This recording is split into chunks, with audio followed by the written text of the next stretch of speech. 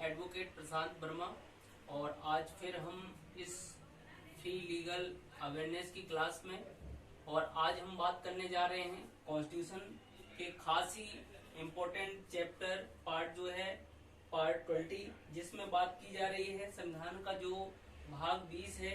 इसमें बहुत ही इम्पोर्टेंट बात की जा रही है कॉन्स्टिट्यूशन में जो है अमेंडमेंट को लेकर के, संशोधन को लेकर कि आप अगर संविधान में संशोधन करना चाह रहे हैं तो संशोधन के लिए क्या प्रोसीजर है, क्या प्रक्रिया है, तो इसके बारे में आज हम जानेंगे।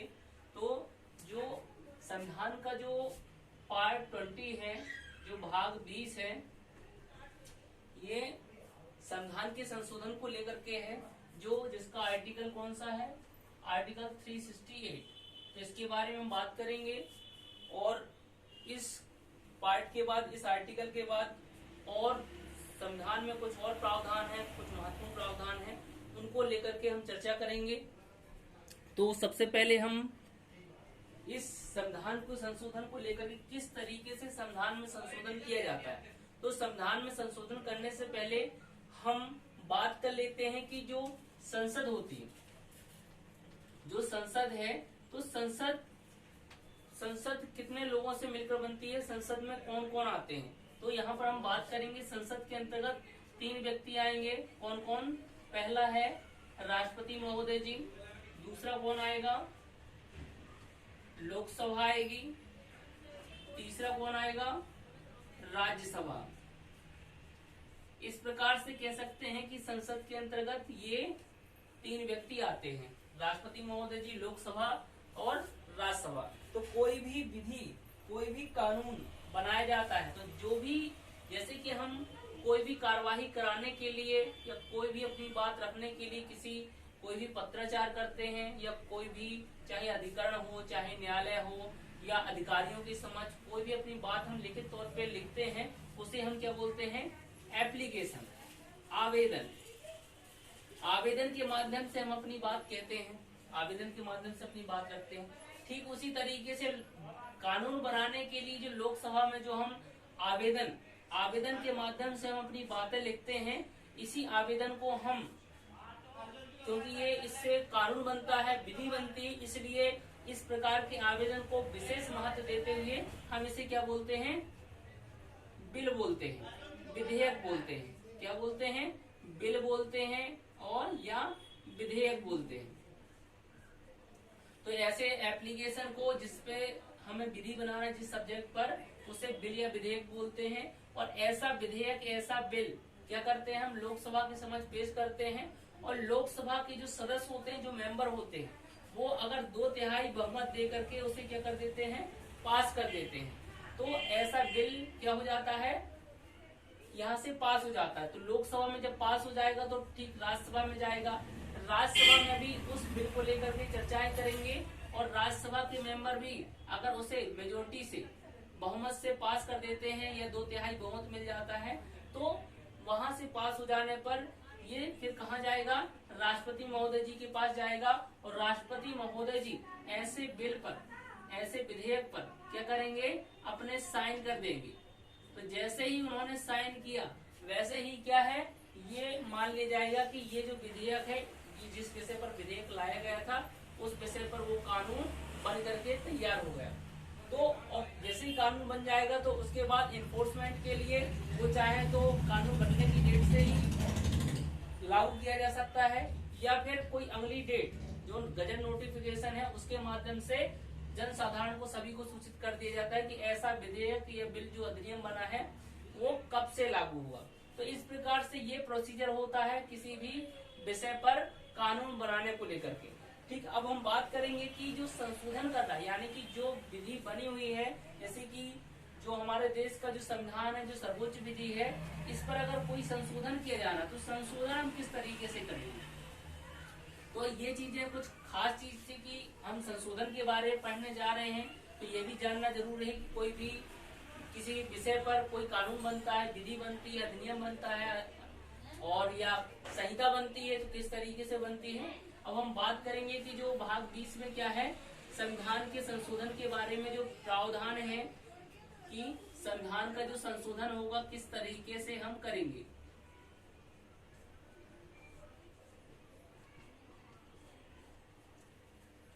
इसको लेकर के संविधान का जो अनुच्छेद 368 है, इसमें प्रावधान किया गया है, power of parliament to amend the constitution and procedure therefor. संविधान का संशोधन करने की संसद की शक्ति और उसके लिए प्रक्रिया। तो यहाँ पर शक्ति भी दी गई है, कह सकते हैं कि यहाँ पर सब्सटेंशियल लॉ भी है और प्रोसीजरल लॉ भी, यानी कि यहाँ पर जो अनुच्छेद 368 है वो संसद को क्या करता है, शक्ति भी देता है संविधान में संशोधन करने की, और साथ में प्रोसीजर भी बताता है कि किस तरीके से हम संविधान में क्या कर सकते हैं, संशोधन कर सकते हैं। तो ये जो क्लॉज 1 है अनुच्छेद 368 का, सुनेंगे ध्यान से सभी लोग। इस संविधान में किसी बात के होते हुए भी संसद अपनी संविधायी शक्ति का प्रयोग करते हुए इस संविधान के किसी उपबंध का परिवर्तन या निरसन के रूप में संशोधन इस अनुच्छेद में अधिकथित प्रक्रिया के अनुसार कर सकेगी। यानी कि क्या क्या कर सकता है, संसद परिवर्धन कर सकती है, परिवर्धन।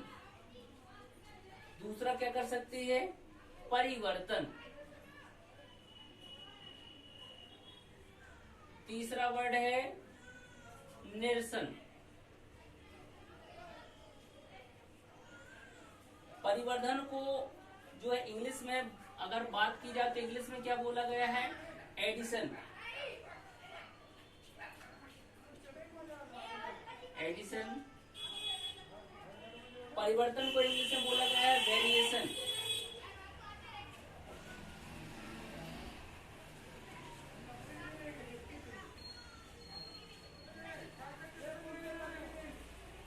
और जो निरसन है, निरसन को इंग्लिश में क्या बोलते हैं, रिपील।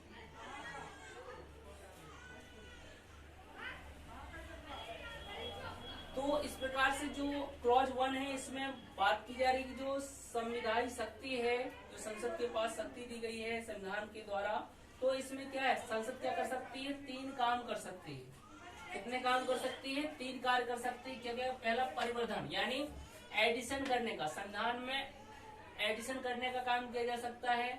दूसरा काम क्या है, परिवर्तन, वेरिएशन, यानी कि संविधान में परिवर्तन करने का काम किया जा सकता है। तीसरा काम कौन सा है, निरसन, रिपील, यानी कि रिपील किया जा सकता है, निरसन किया जा सकता है। तो इस प्रकार से ये 3 काम करने को ही हम क्या बोलते हैं, अमेंडमेंट बोलते हैं, संशोधन बोलते हैं। सभी को ये तीनों चीजें क्लियर हुई, कोई डाउट तो नहीं किसी को?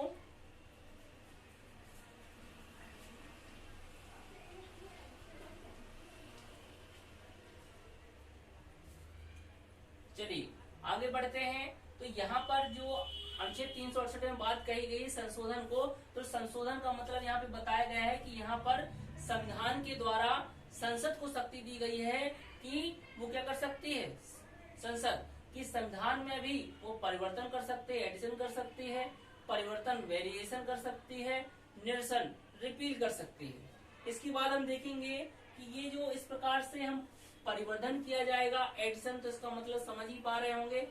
परिवर्धन, एडिशन मीन्स यानी कि जो चीजें लिखी हुई है उसमें ऐड करना, यानी कि संविधान में जो प्रावधान है, मान लीजिए यहाँ पर 3 प्रावधान दिए गए हैं,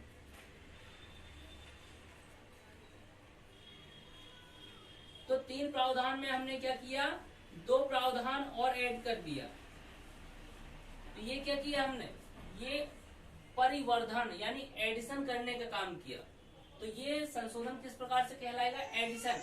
हम क्या कर रहे हैं, एडिशन कर रहे हैं, ऐड कर रहे हैं। दूसरे तरीके का अमेंडमेंट क्या कहलाएगा, परिवर्तन करना, यानी कि जो परिवर्तन अभी जैसे कि ये जो रूल लिखे थे, 3 रूल लिखे थे, तो इन नियमों में हमने क्या किया, चेंजेस ला दिए, परिवर्तन कर दिए कि दूसरा वाला पहले कर दिया, उसके बाद तीसरा वाला कर दिया, उसके बाद पहला, या उनमें जो शब्द है, जो वर्ड है सॉरी, तो इसमें क्या किया हमने, चेंजेस ला दी, यानी कि जो चीज पहले थी या उसमें परिवर्तन कर दिया।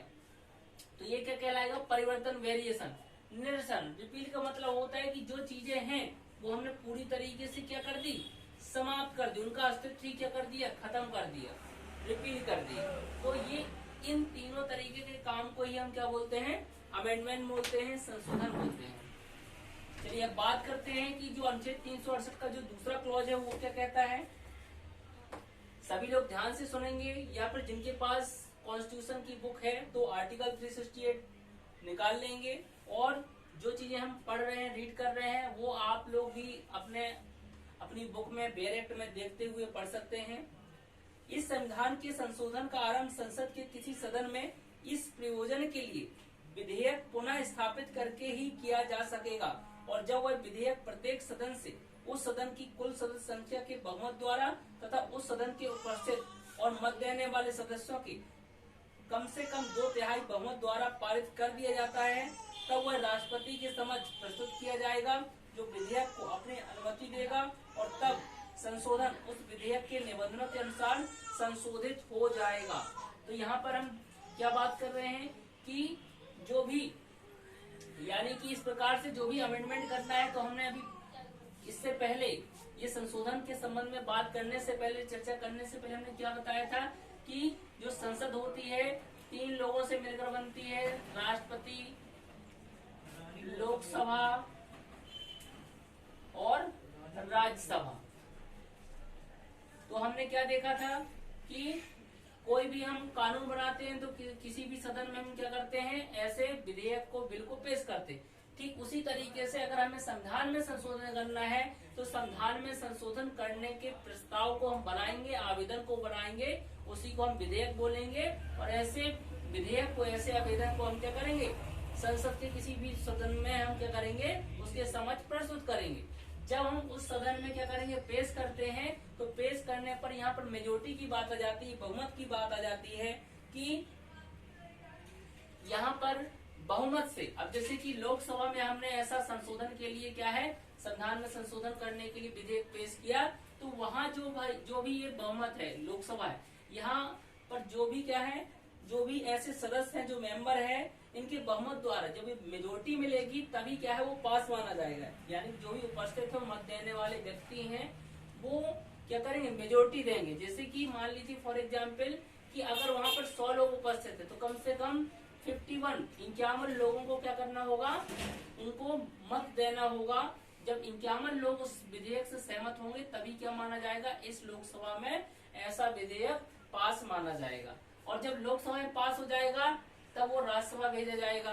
तो राज्यसभा में भी जो उपस्थित और मत देने वाले जो सदस्य होंगे, तो वहां पर अगर बहुमत मिल जाता है तो राज्यसभा से भी पास माना जाएगा, तब कहीं जाके राष्ट्रपति के पास पहुंचेगा। तो यहाँ पर अगर मेजोरिटी की बात करें तो यहाँ पर 2 प्रकार की मेजोरिटी की बात की जा रही है। पहला साधारण बहुमत, साधारण यानी कि सिंपल मेजोरिटी, यानी कि कह सकते हैं 50% + 1, यानी कि जैसे कि 100 सदस्य तो 100 में से अगर 50 लोग और +1, यानी कि 51 लोग अगर उससे सहमत हो जाते हैं तो वो क्या माना जाएगा, मेजोरिटी मान ली जाएगी। तो ये कह सकते हैं ये सिंपल मेजोरिटी है, साधारण बहुमत है। दूसरी जो मेजोरिटी की बात की जा रही है कि जो उपस्थित और मत देने वाले जो लोग, उनका 2/3, यानी कि जो उपस्थित हैं, मत देने वाले जो सदस्य हैं, उनमें से कम कितने लोगों को मेजोरिटी देनी होगी, 2/3। जब 2/3 लोग क्या करेंगे, जब उसमें सहमत होंगे उस विधेयक पर, तब क्या माना जाएगा, वो बिल पास माना जाएगा। तो 2/3 बहुमत लगभग कह सकते हैं 60 से 66% जो सदस्य हैं, अगर वो क्या है, सहमत हो जाते हैं, तो ये माना जाएगा कि ये क्या है, ये जो लोकसभा है या राज्यसभा है, वहां से क्या हो जाएगा, वो बिल पास मान लिया जाएगा। तो इसके बाद अब देखते हैं कुछ और प्रोविजन है कि परंतु यदि ऐसा संशोधन, यानी कि कोई भी बिल इस प्रकार से परिवर्तन, संशोधन करने के लिए संविधान में कहीं भी, संविधान के किसी भी प्रावधान में संशोधन करना है, तो हमें कौन सा बहुमत चाहिए, साधारण बहुमत चाहिए और विशेष बहुमत चाहिए, यानी 2/3 बहुमत चाहिए। इन 2 के माध्यम से हम संविधान में कहीं पर भी संशोधन कर सकते हैं। लेकिन अगर बात आ रही है कि यहाँ पर जो 368 की जो क्लॉज सेकेंड है, उसके जो प्रोविजो में कुछ क्लॉज दिए गए हैं, उन क्लॉजों में अगर हम क्या सब क्लॉज में अगर क्या करना चाहते हैं, अमेंडमेंट करना चाहते हैं, तो वहां पर हमें तीसरे टाइप का जो मेजोरिटी की बात की गई है, तीसरे प्रकार की जो बहुमत की बात की गई है, उस प्रकार के बहुमत की आवश्यकता होती है। यानी कि 2/3 बहुमत 2/3 बहुमत तो चाहिए ही चाहिए, साथ ही साथ क्या चाहिए, जो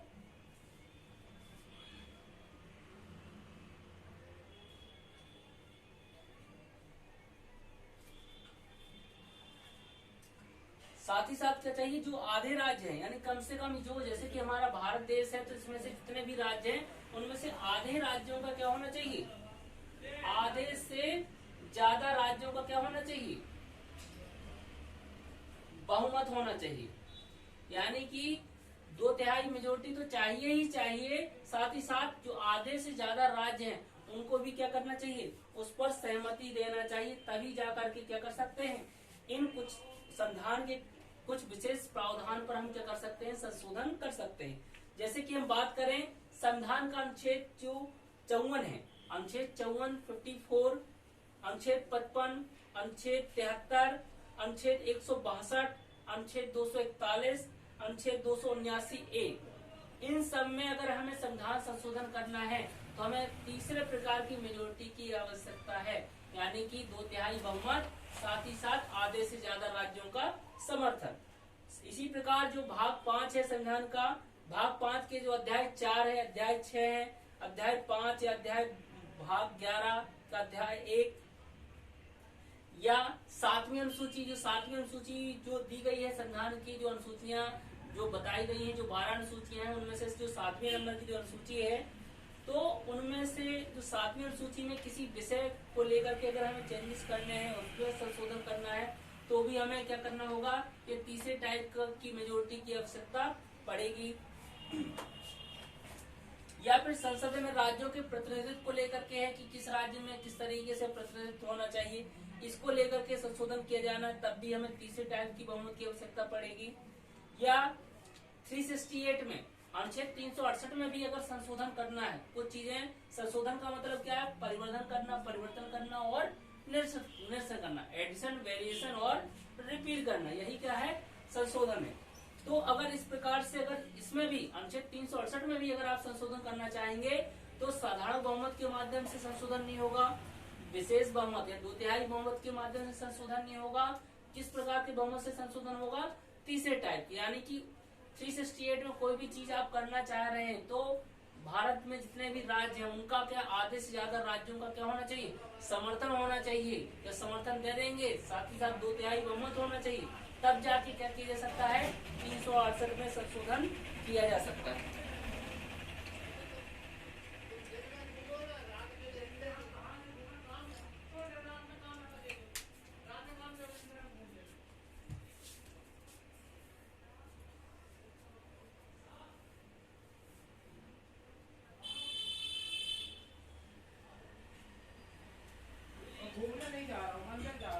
चलिए बात कर लेते हैं। तो ये इस प्रकार से अनुच्छेद 368 में क्लॉज 1 में बता दिया गया है कि संशोधन, यानी संविधान ने क्या किया, संसद को पावर दिया है कि वो संशोधन कर सकता है संविधान में। और क्लॉज 2 में बात की गई है कि अगर इस प्रकार से आप संशोधन करना चाहेंगे तो किस प्रकार से संशोधन करेंगे, एक विधेयक ला करके, यानी संसद में विधेयक ला करके आप क्या कर सकते हैं, इस संविधान के किसी भी भाग में आप संशोधन कर सकते हैं। लेकिन संशोधन करने के लिए आपको क्या चाहिए होगी, मेजोरिटी की आवश्यकता पड़ेगी, बहुमत की। यानी कि जो मेजोरिटी 3 तरह की बताई गई है कि सिंपल मेजोरिटी, स्पेशल मेजोरिटी और स्पेशल प्लस जो आधे राज्य जो विधानमंडल है उनका भी क्या होना चाहिए, समर्थन होना चाहिए, तभी जाके आप क्या कर सकते हैं, आप संशोधन कर सकते हैं। इसके बाद अगर बात करें कि जो क्लॉज 3 है, क्लॉज 3 बात करता है अनुच्छेद 13 की कोई बात इस अनुच्छेद के अधीन किए गए संशोधन को लागू नहीं है। तो अनुच्छेद 13 में जो राज्य को डिफाइन किया गया है, जो विधि को डिफाइन किया गया है, तो वहां पर विधि जो है, यानी कि जो भी संशोधन होकर, यानी परिवर्तन करके जो विधि आई है, परिवर्तन करने के बाद जो विधि निकल के आ रही है, जो निरसन करने के बाद जो विधि निकल के आ रही है, तो ऐसी जो विधि होगी, ऐसा जो लॉ होगा, वो आर्टिकल 13 के अंतर्गत क्या नहीं माना जाएगा, विधि नहीं माना जाएगा। इस प्रकार से जो क्लॉज 3, यानी कि ये संविधान में 24वां संशोधन के माध्यम से ये क्लॉज 3 ऐड किया गया था और बोला गया था कि जो भी संशोधन करके जो विधि निकल के आएगी उसे संविधान के अनुच्छेद 13 के अंतर्गत विधि नहीं माना जाएगा। तो इस प्रकार से संशोधन करके 24वें संशोधन के माध्यम से ऐड किया गया था।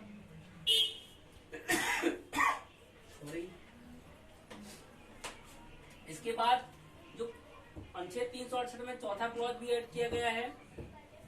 इसमें बात की गई है कि संविधान का, जिसके अंतर्गत भाग 3 के भी प्रावधान है, इस अनुच्छेद के अधीन 42वें संशोधन अधिनियम 1976 की धारा 55 के प्रारंभ से पहले, उसके पश्चात किया गया तात्पर्य कोई संशोधन किसी न्यायालय में किसी भी आधार पर प्रसंगत नहीं किया जाएगा। यानी संविधान के अनुच्छेद 368 में क्लॉज 4 में ऐड करके ये बता दिया गया कि जो भी इस प्रकार से संशोधन करके जो भी विधि निकल के आएगी, इसको किसी भी न्यायालय में चैलेंज नहीं किया जाएगा। यानी इस पर आप क्या प्रश्न, किसी भी न्यायालय प्रश्न नहीं उठा सकते हैं कि ये पार्ट 3 का वायलेशन कर रहा है या नहीं कर रहा है, ये उल्लंघन कर रहा है संविधान का या नहीं कर रहा है। इस पर आप क्या है न्यायालय में केस फाइल नहीं कर सकते। इस प्रकार से 368 के चौथे क्लॉज में, यानी कि जो क्लॉज 4 है उसमें ऐड कर दिया गया था। क्लॉज 5 देखेंगे, शंकाओं को दूर करने के लिए यह घोषित किया जाता है कि इस अनुच्छेद के अधीन इस संविधान के बंदों का परिवर्तन या निरसन के रूप में संशोधन करने के लिए संसद की संविधायक शक्ति पर किसी प्रकार का निर्बंधन नहीं होगा। तो यहाँ पर क्लॉज 5 ऐड करके, अनुच्छेद 368 के क्लॉज 5 में ऐड करके जो संसद ने क्या जोड़ दिया, यानी अपनी शक्ति को क्या है संविधान से ऊपर भी रख दिया कि हम कुछ भी संशोधन कर सकते हैं। यानी कि किसी भी प्रकार का, यानी कि हम परिवर्तन करें, चाहे परिवर्तन करें चाहे निरसन करें, हमारे पास क्या है बहुत सारी शक्ति है, इसे हमारी शक्ति को कोई भी कम नहीं कर सकता। इस प्रकार का क्लॉज कब, इस प्रकार का जो क्लॉज है ये 42वें संविधान संशोधन के माध्यम से क्या कर दिया गया था। यानी कि ये क्लॉज कब, यानी कि जो संविधान का जो 42वां संविधान संशोधन था उसके माध्यम से ऐड कर दिया गया था। तो इन दो क्लॉज 4 और 5 को एक प्रकार से क्या कर दिया गया है कि जो संसद की शक्ति है उसको क्या है ज्यादा बताया गया है कि वो कुछ भी, यानी किसी प्रकार से भी संशोधन कर सकते हैं।